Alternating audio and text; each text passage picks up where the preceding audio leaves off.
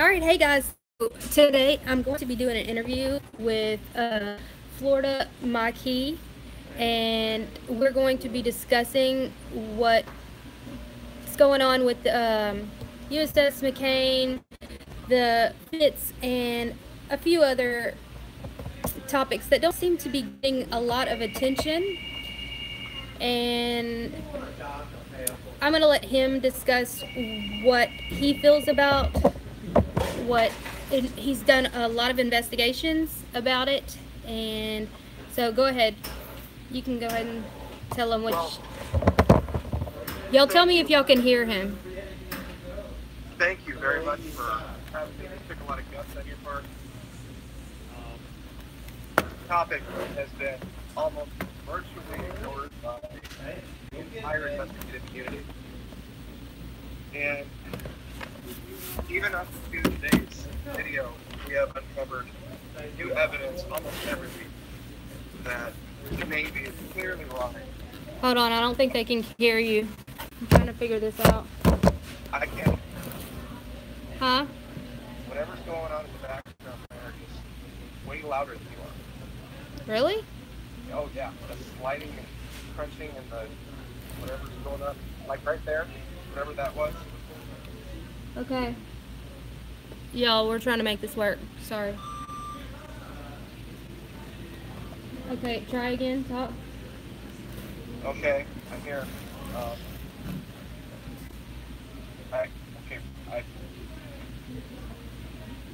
not sure what that noise was, but anyway, the issues with the USS McCain, not being covered at all. Oh, I'm stupid. I was using the wrong side of the computer. Okay. Okay, go. Is that you? Yes, that's me. Yeah, I'm at McDonald's. People are asking. Okay, let's see if they can hear you now. Okay, can you hear me? I can. Can y'all hear him? You'd have to talk for them to hear you. Can anyone hear this? Yeah, they said much better. Okay. Just wanted to say thank you to Jennifer for taking up this issue. He's the only other channel on YouTube that has bothered to even acknowledge this being an issue. It's taken a lot of bravery on her part, and I really appreciate it. The Fitzgerald and McCain, in case anybody doesn't know, are the two ships last summer that were rammed into by cargo vessels. The Navy has put out a story that it was an accident and it was the result of poor seamanship, and have basically thrown the entire crews of both ships under the bus. And they're now, most recently, trying to charge two of the sailors, actually five total, the two captains and 3 or 4 others with homicide. It was bad enough to demean them and degrade them by saying they didn't know how to pilot their boat. Now they have to try to put these guys in jail, and basically it's to silence them. The reason I'm here today with Jennifer is Jennifer actually served on the DPG. She served on the USS Hopper. And I thought it would be a good idea to speak with her, having served aboard this type of vessel, so that she can illustrate from a first-person perspective how absurd the idea is of this being something about the Navy crew not knowing what they're doing. So, Right. that having been said, I'm just going to try to toss this to her a bit and have her give you her impressions of what day-to-day life is aboard the Hopper. All right. Yeah, go ahead. Is everybody buffering? Somebody's saying buffering. Is it good on your end, guys? No buffering? No means what? Okay, they're not buffering. It's just one person. Okay, so go ahead and ask my questions. Okay, hold those up right now. Well, anyway, like I said, my first question was, you stated basically you served aboard the USS Hopper, which is a DDG, Army first class destroyer, much like this one. The Fitzgerald, the McCain, Lake Champlain um, are all this style of destroyer. Yes, I also was on the O'Kane, DDG 77. Okay. I guess where we would start with speed to, if you could just describe the basic motivation level, professionalism of the people that you serve with. Okay, the basic professionalism and motivation and everything aboard the ship was 100% everything, you know, we didn't go against, I mean, the morale was high. I mean, we had low days and high days, but there was no, it was just, I don't know how to explain that. I probably should have thought about. Right. And there were problems. How was this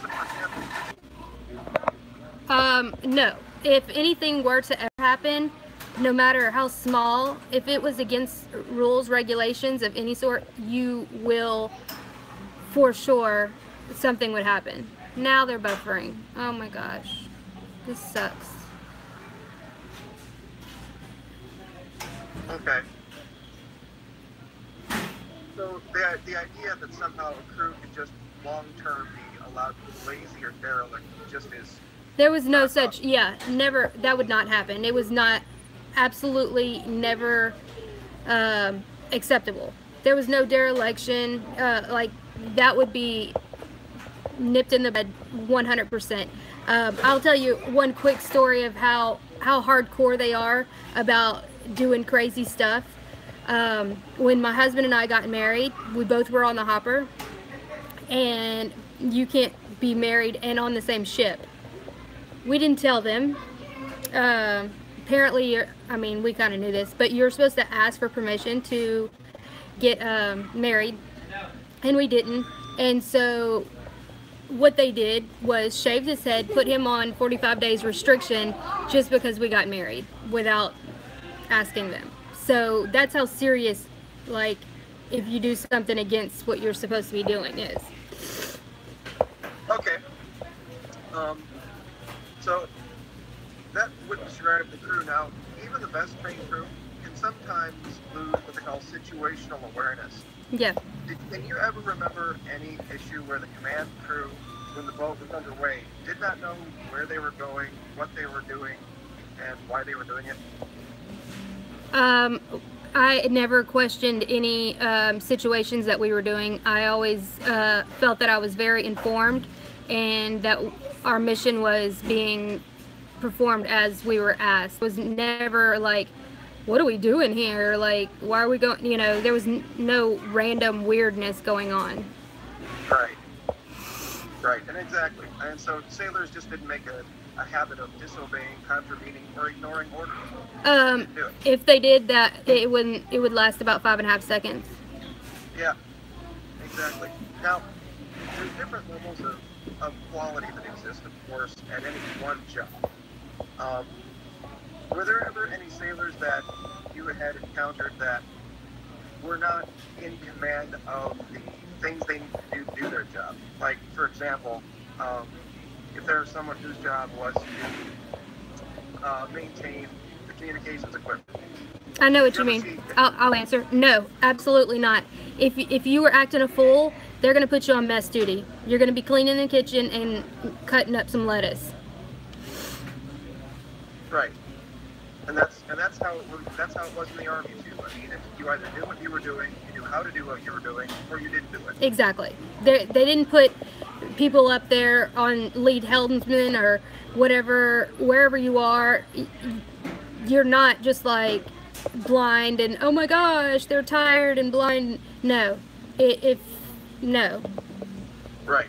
So there's this idea that there was crewmen from the Antietam who were at the helm of the McCain team that were unaware of how to operate the helm. It's total BS.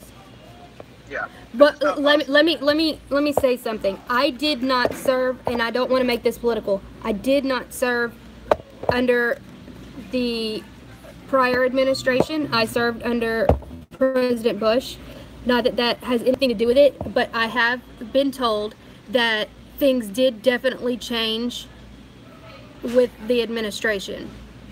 That doesn't mean much to me though, because the sailors still were sailors, you know. I don't feel that they would, I don't think that things changed that much. I mean, they're... Right, so I mean, I guess to look at that from the other direction, you never ran into any sailors that said, gosh, things are a whole lot harder now under Bush than they were under Clinton. Never. You know, Never. We never talked politics, ever. yeah. We just You know, didn't. It was never a thing. So this comment made from Michael Savage about the Obama Navy being somehow responsible for this It's completely entirely insane. Inappropriate and wrong. Yes, 100%, in my opinion. Yeah. Now, even in both of these cases, throughout the reports, they have annotated that there were orders that weren't followed, that there were sailors that just were watching out one side of the ship, not watching out the other side of the ship. How long do you think a ship with those type of activities would last, even in normal operations? They wouldn't have gotten out of Pearl Harbor. Right. Or wherever they came from. Right. And then, so I guess the whole point of this interview is I wanted to get from somebody who's actually aboard a ship, you know, other than me just being an Army guy saying this. Yeah, there's no playing around. It's life and death. And there's no playing around. You want to act like a jackass, you will be given jackass duty, meaning you'll be on the mess decks. And if there's any question, they'll put you on the mess decks because there's no need for it. It's security for all aboard. And let me say that the reason I'm doing this is for justice for those sailors. This is controversial, and it shouldn't be at all. Those captains should not be being charged with homicide, in my opinion, from what I know of what's going on. I think there's some things, I know there's things that are going on, and if these captains go down for this, I don't see how anybody, especially in the naval community, how anybody else is staying silent about this, and that's what's really making me very upset, because those sailors died. What if that was your son? What if that was, you know, your brother? I don't see how you are being silent. Just wanted to say that. Go ahead. Yeah.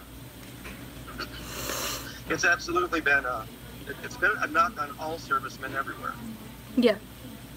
Because we can, you know, what it smacks of, honestly, it reminds me a little bit of when the previous administration labeled the issue at Fort Hood workplace violence. Yeah, exactly. 100. Oh my gosh, yes, 100%. Workplace violence. That is insanity. They're calling this now workplace inattentiveness or workplace laziness. Yeah, and there's no way. I mean, we did our jobs, and let's talk about the part about being so tired and all of this. Okay, these kids, or whatever, the average, what's the average age? 25 whenever you're in the military? But the people that are standing watch and whatever, they're usually 19, 20, let's say up to 25.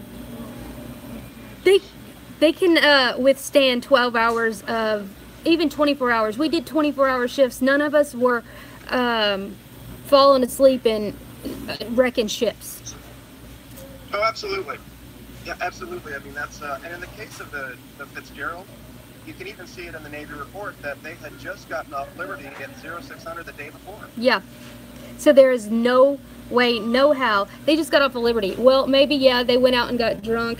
That was, so what? So what? We still came back and did our job. It is such a sad thing, and with so much evidence. I mean, there is more evidence of governmental corruption here. Yes. More evidence of lying from the Navy here than I have seen in just about any issue. Right on the conduct of the people aboard the ACX Crystal, which we covered today. Yep. To the inconsistency of the statements from the Navy officers that have all, by the way, been allowed to take their golden parachutes and retire and walk away. That's another thing. Yeah, they let them retire, but now they're going to let these, 05s take the fall for it, and probably some enlisted people Who knows what they're going to do. But it's not okay. This is not okay. Yeah, we need to get this out. We need to spread the word on this. And yes, y'all need to share this. You know, whatever, even if you don't know what we're talking about, this needs to be shared. This is being censored like worse than most things. He is being censored like really bad.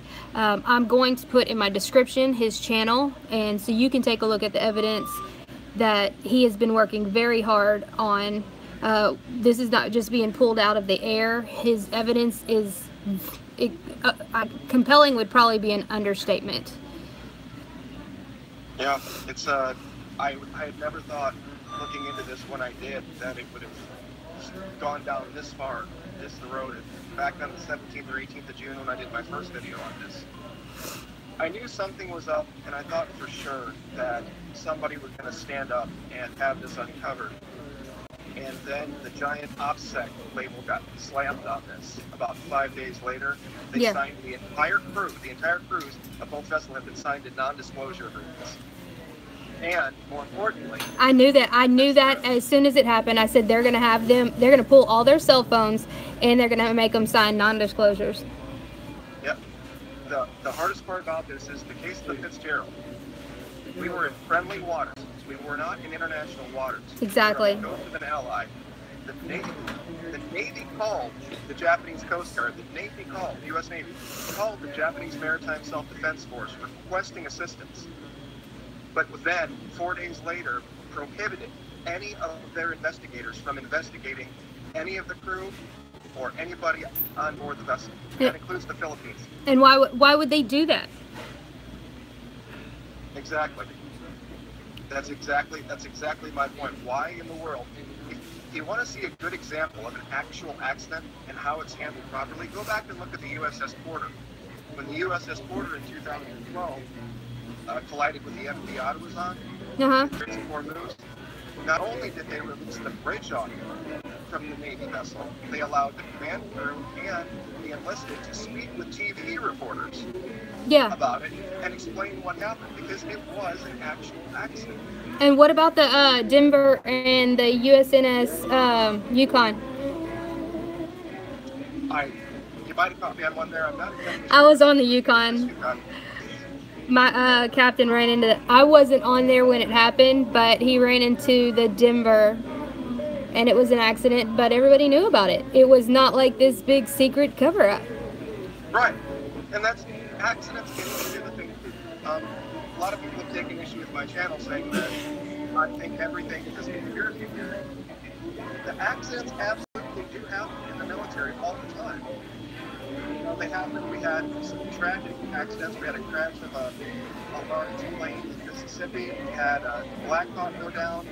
I investigated those incidents as well, and it looked like what they said they were. They were accidents. Yeah. Nobody called operational security. Exactly. And yeah, so since it's so loud and it's getting loud in here, the kids are getting let out for school, but we'll continue this, and I'm going to link his channel down below. I want y'all to look at this in a 100% unbiased way. When I first looked at it, I was like, what is he talking about? The guy knows what he's talking about. I'm not going to say his name, but you know, on his videos and stuff, there's reasons that he doesn't show his face. But we won't go into that right now. And so we're going to go ahead and get off right now because of the loud music and noise and stuff. And God bless you for doing it. I really appreciate it. Thank you so much. I'm here for the sailors. I mean, you know, it could have been anybody, and it could still happen, just like what just randomly happened with the hopper. Absolutely. We have keep your eyes on the Russian spy ship that just showed up on the coast of Wilmington, Delaware. Yep, exactly. So, thank you, Mr. Florida Maquis. I will talk to you soon. Sounds good. Thank you. Bye. Alright, guys, so I will be back later, and thanks. Isn't it awesome? So, this is for the sailors, and now it's for the captains. They don't need to be in Leavenworth. This is crazy. So we're gonna keep the fight going. It's all about safe for the truth. It is. So I will talk to y'all soon. Bye.